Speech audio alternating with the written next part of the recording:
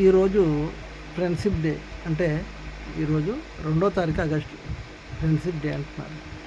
అసలు friendship day అంటే ఏంది?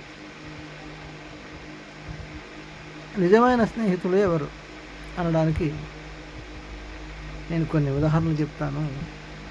ఇది గమనించాలి. అవసరమైతే కామెంట్ పెట్టండి, ఫోన్ కూడా చేయొచ్చు.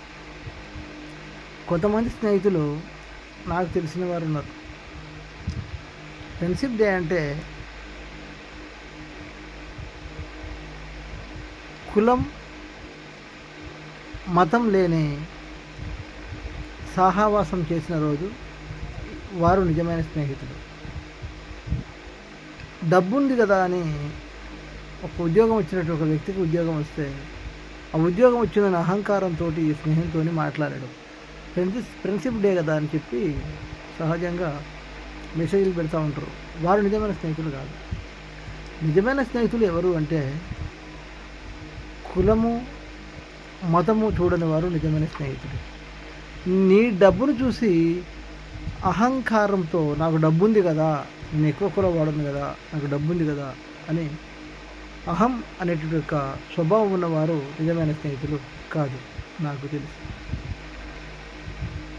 అంటే నిజమైన స్నేహితులు అనేవారు అందరూ ఎలా ఉంటారు అనేది నేను చెప్తున్నాను. అహం ఉన్నవారు కూడా స్నేహితులు కాదు. ఉద్యోగం వచ్చిన తర్వాత తనకేం లేదు, నాతో చదువుకున్న తను తెలిసి మాట్లాడేటువంటి వ్యక్తి ఉన్నారు.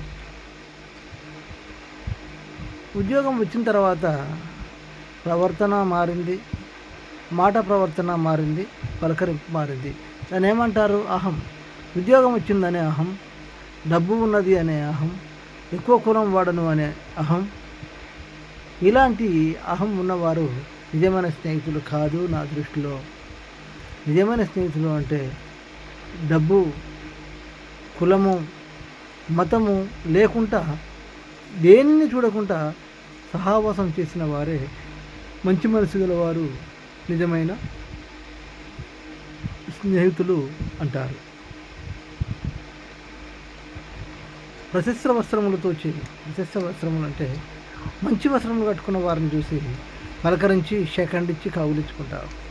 పేదవాడు ఉంటాడు, నీతో చదువుకున్నవాడు స్నేహితుడు, వాళ్ళకి డబ్బు లేకపోవచ్చు, కానీ వారిని ఆత్మగౌరవాన్ని చంపుకొని మాట్లాడలేదే, వారి ఆత్మగౌరవం చంపుతారే, అలాంటి వారు స్నేహితులు కాదు.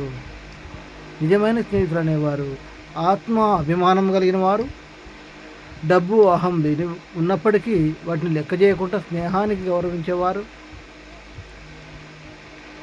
కులము మతము అనే విషయాన్ని పక్కన పెట్టి స్నేహాన్ని గౌరవించిన వారే నిజమైన స్నేహితులు. ఇది అందరూ గమనించాలి. తప్పకుండా చూడండి, షేర్ చేయండి, లైక్ చేయండి.